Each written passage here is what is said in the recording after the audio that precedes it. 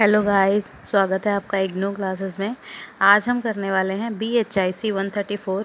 क्योंकि आप सबको पता है कि 22 तारीख को एग्ज़ाम है और आज 18 तारीख हो चुकी है, तो 19, 20 और 21 सिर्फ 3 ही दिन बाकी रह गए हैं। तो हम एग्ज़ाम पर्पज़ से अगर हम देखें तो कुछ ऐसी चीज़ें हैं जो कि बहुत इम्पॉर्टेंट है।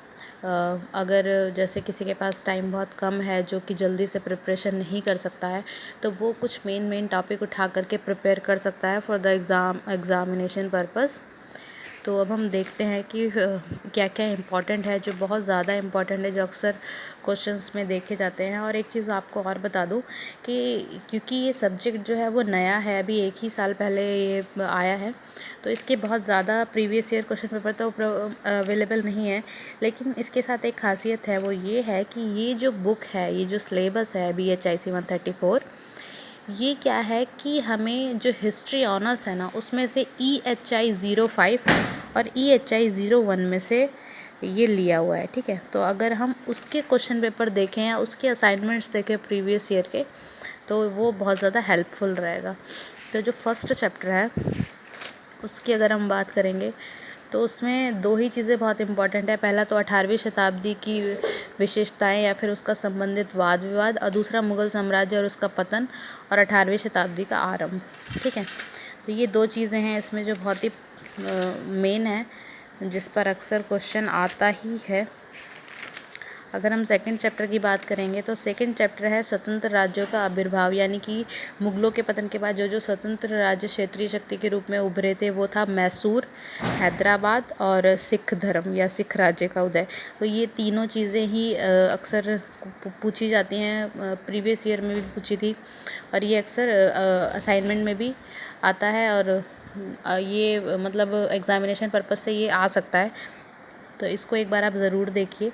पहला मैसूर का उत्थान या फिर उसका प्रशासन, और फिर हैदराबाद का प्रशासन, ये दोनों आपस में किस तरीके से भिन्न थे, और तीसरा सिख राज्य का उदय या फिर सिख राजनीतिक व्यवस्था का चरित्र। ये था सेकंड चैप्टर। ठीक है, अब हम थर्ड चैप्टर की बात करते हैं। तो थर्ड चैप्टर में औपनिवेशिक शक्ति की स्थापना है कि किस तरीके से जो ब्रिटिशर्स थे वो भारत में सबसे पहले कहाँ पे आए, तो वो बंगाल में आए थे सबसे पहले। तो किस तरीके से बंगाल जो है वो धीरे धीरे, क्योंकि बंगाल में उस टाइम पे नवाब राज कर रहे थे ना, तो ये जो बंगाल है वो धीरे धीरे नवाबों के हाथ से ब्रिटिशर्स के हाथ में किस तरीके से चला गया, तो ये है इस चैप्टर में। तो इसमें ना कुछ 3 पॉइंट्स हैं। पहला तो एक कि बंगाल ब्रिटिशर्स के आने से पहले या फिर उनका जब पूरा आधिपत्य जम गया था यहाँ पे, तो उससे पहले बंगाल कैसा था, और उसके बाद जब 3 नवाब 1757 से लेकर के 1765 में 8 वर्षों के अंदर अंदर जो जो नवाब यहाँ पे राज कर रहे थे, वो और अंग्रेज़, इन तीनों के बीच में रिलेशन कैसा था, ये है इस चैप्टर में। थर्ड चैप्टर है ये। ठीक है, फोर्थ चैप्टर में है 1857 तक औपनिवेशिक सत्ता का विस्तार, यानी कि 1857 तक, 1765 से लेकर 1857 तक किस तरीके से औपनिवेशिक सत्ता का विस्तार हुआ। ठीक है, और इसमें उपयोगितावादी बहुत ही इंपॉर्टेंट है, जिसमें कानून का प्रश्न आता है, भू राजस्व का प्रश्न आता है, और साम्राज्य का उभरता दृष्टिकोण आता है। उसके साथ एक और मेन टॉपिक है इसमें, विलियम जोनस की क्या व्याख्या थी भारत को लेकर के। ठीक है, अब इसके बाद हम बात करते हैं फिफ्थ चैप्टर की। तो फिफ्थ चैप्टर में अगर हम देखें तो 1857 का विद्रोह है। विद्रोह क्यों हुआ, कहाँ पे शुरू हुआ, इसकी घटनाएं क्या क्या थी और इसके कारण क्या थे। अगर हम देखें तो इसको एक एज अ स्टोरी बना करके हम ये सारे टॉपिक एक ही जगह एडजस्ट कर सकते हैं। ठीक है, उसके बाद अगर हम बात करें सिक्स्थ चैप्टर की,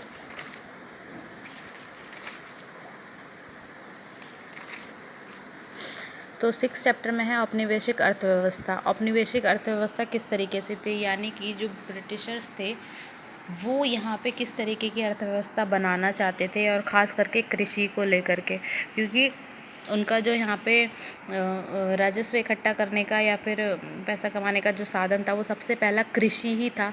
यहाँ से कृषि होगी तब वो यहाँ से निर्यात करके ब्रिटेन में जाके व्यापार कर पाएंगे। ठीक है, तो इसके लिए भू राजस्व इकट्ठा एकत्रित किया जाता था।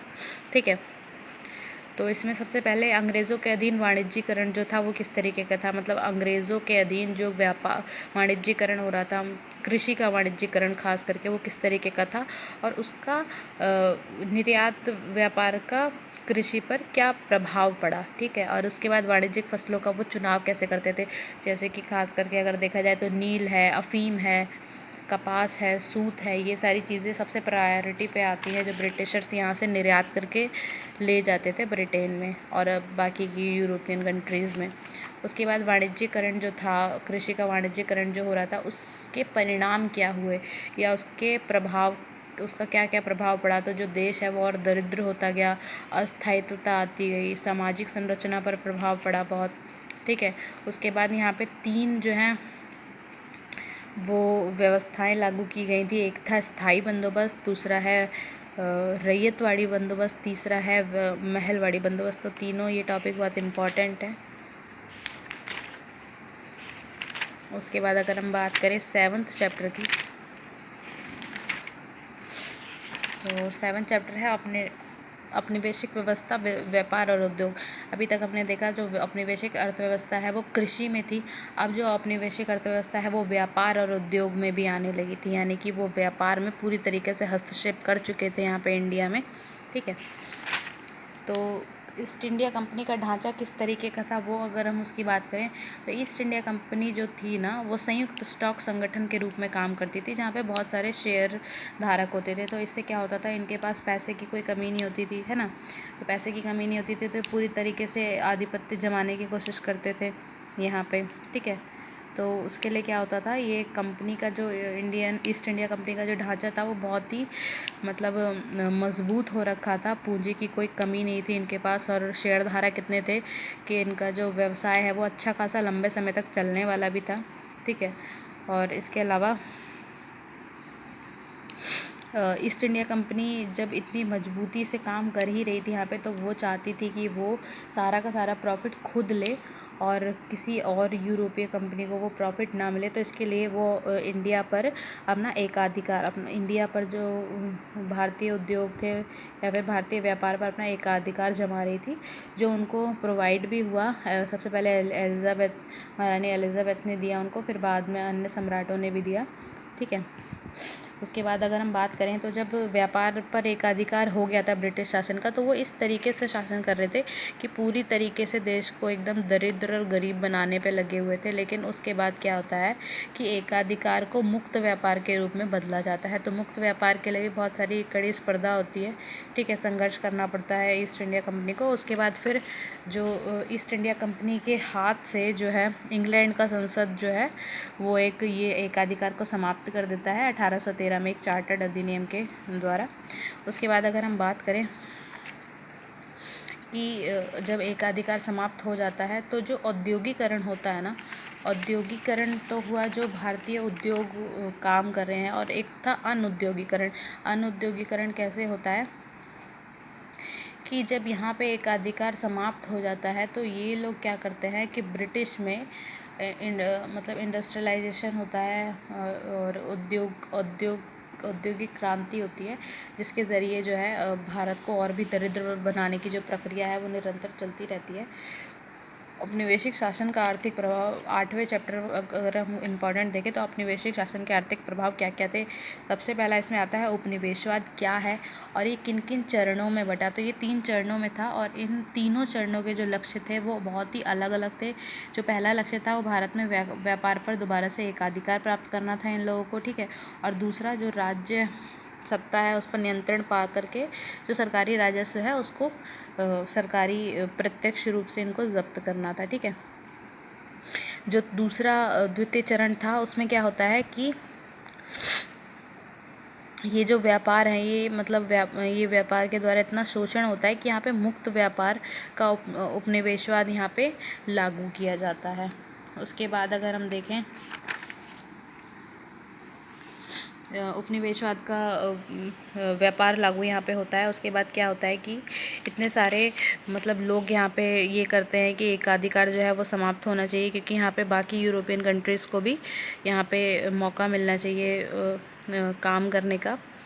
तो उसके लिए क्या होता है कि यहाँ पे फिर जो औपनिवेशिक शासन है वो ब्रिटेन की सरकार जो है वो कोशिश करती है कि भाई चार्टर्ड अधिनियम के ज़रिए कि जो पूरी भारत को मतलब व्यापार, अगर भारत एक प्लेटफॉर्म है जहाँ पे बाकी की कंट्रीज़ व्यापार कर सकती हैं तो यहाँ पे सबको ऑप्शन मिले। तो फिर क्या करते हैं कि यहाँ पे मुक्त व्यापार यहाँ पे लागू हो जाता है। उसके बाद अगर हम उपनिवेशवाद का तीसरा चरण देखें तो इसमें क्या होता है कि सभी लोग बराबर का पार्टिसिपेट करते हैं और न सिर्फ एक या दो देशों को या फिर किसी को जोड़ा जाता है व्यापार में, बल्कि पूरा अंतर्राष्ट्रीय तौर पर, राष्ट्रीय तौर पर व्यापार होता है यहाँ पे। उसके बाद अगर हम देखें इस चैप्टर में तो औपनिवेशिक के आर्थिक प्रभाव हैं कि आर्थिक प्रभाव क्या पड़ा था औपनिवेशिक शासन का। तो सबसे पहला अनऔद्योगिकरण, क्योंकि औपनिवेशिक शासन का जब मुक्त व्यापार चालू हो गया था तो वहाँ पे क्या हुआ, यहाँ पे औद्योगिकरण का अपोजिट हुआ, अनऔद्योगिकरण। यहाँ के जो उद्योग थे, व्यापार था, हस्तशिल्प था, ठीक है, काश्तकार थे, वो पूरी तरीके से बर्बाद हो गए थे। तो अनौद्योगिकरण का प्रभाव पड़ा यहाँ पे। दूसरा, औपनिवेशिक भारत में अकाल पड़ा। औपनिवेशिक भारत जब ब्रिटिशर्स यहाँ पे राज कर रहे थे तो इस तरीके से शोषण किया, मतलब यहाँ पे जहाँ खाने की कमी कभी नहीं होती थी, लेकिन फिर भी उस टाइम पे यहाँ पे इतनी दरिद्रता आ गई कि भारत में खाने के लिए भी अकाल पड़ गया था। उसके बाद थर्ड पॉइंट अगर हम देखें तो है कृषि का वाणिज्यीकरण, जहाँ कृषि अपने लिए होती थी, अपने रोज़मर्रा की ज़िंदगी के लिए होती थी कि कभी उनके लिए खाना कम ना पड़े, वहाँ पे कृषि का वाणिज्यीकरण करके जो कृषि है, जो किसान हैं, वो खाने के लिए भी उनके लाले पड़ गए। और उसके बाद वाणिज्यीकरण का प्रभाव जो है वो ग्रामीण समाज पर पड़ा। लोगों की निर्भरता महाजनों पे हो गई, क्योंकि जब कहीं से पैसे नहीं आएंगे, कृषि नहीं होगी, कोई साधन ही नहीं है, तो क्या करेंगे, वो कर्ज ले लेके महाजन और सूदखोरों के अधीन दब जाएंगे। ये था 8th चैप्टर। उसके बाद अगर हम बात करें 9th चैप्टर, तो इतनी सारी कड़ी स्पर्धा होने के बाद 19वीं शताब्दी में क्या होता है कि सामाजिक धार्मिक आंदोलन शुरू हो जाते हैं, यानी कि कुछ ऐसे मध्यम या फिर वर्ग थे, ठीक है, कुछ पढ़े लिखे ऐसे वर्ग के लोग थे जिन्होंने ये सोचा कि भाई अब बहुत हो गया है, तो अब हमें अपने लिए ही लड़ना पड़ेगा, अपने लिए कुछ करना पड़ेगा। तो 19वीं शताब्दी में धार्मिक सामाजिक आंदोलन शुरू हो जाते हैं। मतलब ये धार्मिक चीज़ें जो थी, सामाजिक आंदोलन यानी कि समाज में जो बुराइयां थी उसको ख़त्म करना, और धार्मिक यानी कि धर्म के तौर पे जो अंधविश्वास हो रहा था उसको भी ख़त्म करना। तो सुधारों की पद्धति अगर हम देखें तो सुधार किन किन तरीक़ों से किए गए। पहला तो आंतरिक सुधार किया गया, दूसरा कानून द्वारा सुधार किया गया, तीसरा प्रतीकात्मक बदलाव द्वारा सुधार किया गया। आंतरिक सुधार यानी कि हम जब तक हम खुद से अंदर से सेटिस्फेक्शन नहीं होंगे कि हमें भाई ये चीज़ सुधारनी है तो वो चीज़ नहीं होगी। दूसरा कानून द्वारा, कानून का सहारा लेकर के चीज़ें सही करना। प्रतीकात्मक बदलाव द्वारा यानी कि विरोधी गतिविधियों के ज़रिए चीज़ें संभालना, अगर किसी भी तरीके से नहीं हो रहा है तो विरोध करके उसका। चौथा है सामाजिक कार्यों के माध्यम से सुधार, यानी कि अगर आपके पास कोई ऑप्शन और नहीं है तो आप सामाजिक कार्य करके, भले ही उसमें धीरे धीरे ही चीज़ें होंगी लेकिन फिर भी मतलब चीज़ें हो सकेंगी। उसके बाद अगर हम देखें तो प्रमुख जो आंदोलन थे, सुधार आंदोलन, वो किस किस ने चलाए थे, ठीक है, और कहाँ कहाँ पे चलाए थे। तो सबसे पहला आता है राम मोहन राय के विचार। राम मोहन राय जी ने आंदोलन चलाया था, एक तो विधवा विवाह के लिए, ठीक है, बाल विवाह के लिए और सती प्रथा के लिए। उसके बाद अगर हम देखें तो देवेंद्र नाथ और केशव चंद्र ने चलाया था। रविन्द्रनाथ टैगोर के पिता देवेंद्र नाथ टैगोर ने क्या किया था कि जो इन्होंने भी क्या मतलब इसी चीज़ में ब्रह्मा समाज का पुनर्गठन किया था, और राम मोहन राय से मिलने वाले चीज़ें ही थी इनकी भी, यही सारी चीज़ें थी। उसके बाद अगर हम बात करें केशव चंद्र की, तो उन्होंने नारी मुक्ति के प्रयासों पर ज़्यादा बल दिया था, ठीक है। और अगर हम विद्यासागर और विवेकानंद की बात करें, ये भी आता है 5 या 6 नंबर के टॉपिक में आता है इस तरीके के क्वेश्चन, जैसे देवेंद्र नाथ के विचार बताइए, केशव चंद्र के विचार बताइए, विद्यासागर के, विवेकानंद के विचार बताइए, इस तरीके से। उसके बाद आता है पश्चिमी भारत में सुधार आंदोलन। पश्चिमी भारत में क्या क्या किया गया, 19वीं शताब्दी के उत्तरार्ध में किस तरीके के आंदोलन हुए, आर्य समाज द्वारा क्या आंदोलन हुआ, सैयद अहमद खान ने क्या आंदोलन किया, इस तरीके से आएगा क्वेश्चन। विरेशलिंगम और दक्षिण भारत में किस किस तरीके के सुधार हुए। उसके बाद एक क्वेश्चन और इसमें बन सकता है कि जो सुधार हुए वो हुए लेकिन पूरी तरीके से प्रभावित नहीं हुए, तो क्या कमज़ोरियाँ थी जिसकी वजह से ऐसा नहीं हो पाया। उसके बाद अगर हम देखें 10th चैप्टर, तो 10th चैप्टर में है राष्ट्रवाद का उद्भव और विकास। राष्ट्रवाद का उद्भव और विकास में सबसे पहले आता है कि एक तो आता है कि मध्यम वर्ग की चेतना का उदय, मतलब लोग जो हैं वो अब जानने लगे थे कि भाई चीज़ें जो हैं वो अलग होनी चाहिए, कि हम इतना अब शोषण जो है वो नहीं सहेंगे। ठीक है, अंग्रेज़ी नीतियों की आलोचना करने लगे थे लोग, किताबें लिखने लगे, लेख लिखने लगे, समाचार पत्रों के माध्यम से जन जागरण का प्रयास करने लगे। ठीक है, संगठन समितियां बनने लगी अंग्रेज़ों के अगेंस्ट। फिर राष्ट्रवाद की प्रारंभिक साहित्यिक घटना अभिव्यक्ति, यानी कि कौन कौन लोग थे जो स्टार्टिंग में मतलब चीज़ें करनी शुरू की। उसके बाद अगर हम बात करें तो इन लोगों के खिलाफ सबसे पहले भारतीय राष्ट्रीय कांग्रेस की स्थापना होती है। ठीक है, भारतीय राष्ट्रीय कांग्रेस की स्थापना और उसके संबंधित वाद विवाद भी कई बार आ जाता है। इसके अलावा अगर हम देखें तो नरम दल और गरम दल भी कई बार आता है 5 नंबर के क्वेश्चन में। ठीक है, और विभाजन की अगर हम बात करें तो विभाजन बंगाल का कैसे हुआ, बहिष्कार कैसे हुआ, स्वदेशी और राष्ट्र शिक्षा, यानी कि जब बंगाल से अंग्रेज़ों को हटाने की कोशिश की गई या हटाया गया तो फिर उनका कैसे बहिष्कार किया, स्वदेशी चीज़ों को कैसे अपनाया, राष्ट्रीय शिक्षा का राष्ट्रीयकरण कैसे किया कि हम भाई अपने स्कूल खोलेंगे, अपने कॉलेजेस खोलेंगे, और भले ही हम बाहर की शिक्षा भी देंगे यहाँ के स्टूडेंट्स को, लेकिन हम उन लोगों के कल्चर को अपने कल्चर पे हावी नहीं होने देंगे। उसके बाद अगर हम देखें तो राष्ट्रवाद का उदय, ये भी बहुत इम्पॉर्टेंट है। इसमें 11 चैप्टर में अगर हम देखें तो इसमें गांधी जी के बारे में आता है। गांधी जी ने क्या क्या साधन अपनाए थे जन लामबंदी के लोगों को एकत्रित करने के, ब्रिटिशर्स के खिलाफ विद्रोह करने के लिए। तो उन्होंने सत्याग्रह आंदोलन किया, अहिंसात्मक तरीके से किया, धार्मिक प्रतीकों का उपयोग करके किया, हिंदू स्वराज का विचार उन्होंने जो किताब लिखी थी उसके ज़रिए, स्वदेशी के ज़रिए किया। तो गांधी जी का भारतीय राजनीति में प्रवेश कहाँ कहाँ पे शुरू में हुआ? सबसे पहले चंपारण में हुआ, फिर खेड़ा, फिर अहमदाबाद, फिर रॉल टैक्स सत्याग्रह उन्होंने किया। ठीक है, असहयोग आंदोलन जो उन्होंने किया था उसमें क्या क्या चीज़ें थी? सबसे पहला था खिलाफत का मुद्दा, ये भी अक्सर क्वेश्चन आता है। असहयोग आंदोलन के मुख्य चरण कौन कौन से थे और ये क्यों इतना लोकप्रिय हुआ और उसकी प्रक्रिया क्या थी, और फिर आंदोलन का अंत कैसे हुआ, ये भी बहुत इम्पॉर्टेंट है। उसके बाद सविनय अवज्ञा आंदोलन और भारत छोड़ो आंदोलन। उसके बाद अगर हम बात करें 12th चैप्टर की, तो 12th चैप्टर में है सांप्रदायिकता, उत्पत्ति, विकास और भारत का विभाजन। सांप्रदायिकता किस तरीके से हुई यहाँ पे, ठीक है, और उत्पत्ति कैसे हुई इसकी, फिर इसका विकास कैसे हुआ, भारत का विभाजन किस तरीके से हुआ। तो सांप्रदायिकता और इसके सांप्रदायिकता का उद्भव और इसके विकास के जो चरण है ये भी कई बार आ जाता है।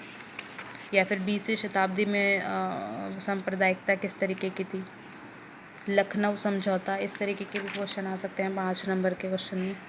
एक सबसे मेन ये है कैबिनेट मिशन, ये भी कई बार पूछा जाता है।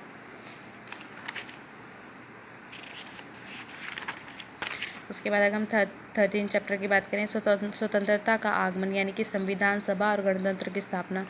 जैसे जैसे जब अंग्रेज़ यहाँ से चले गए तो स्वतंत्रता आई, कांग्रेस की स्थापना ऑलरेडी हो चुकी थी, तो यहाँ पे क्या क्या चीज़ें हुई, संविधान बना, फिर गणतंत्र की स्थापना हुई।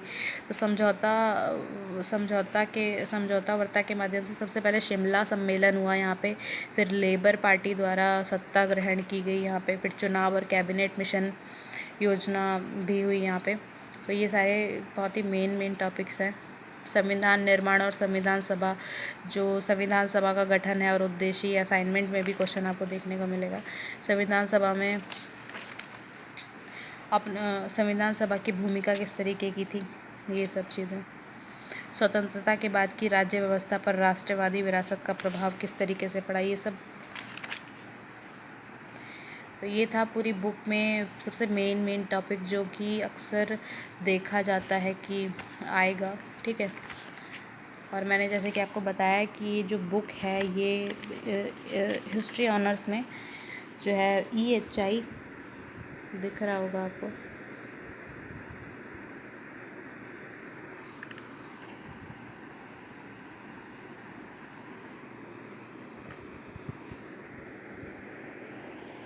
ये देखिए EHI 05 और 01 में से लिया गया है ये सारा।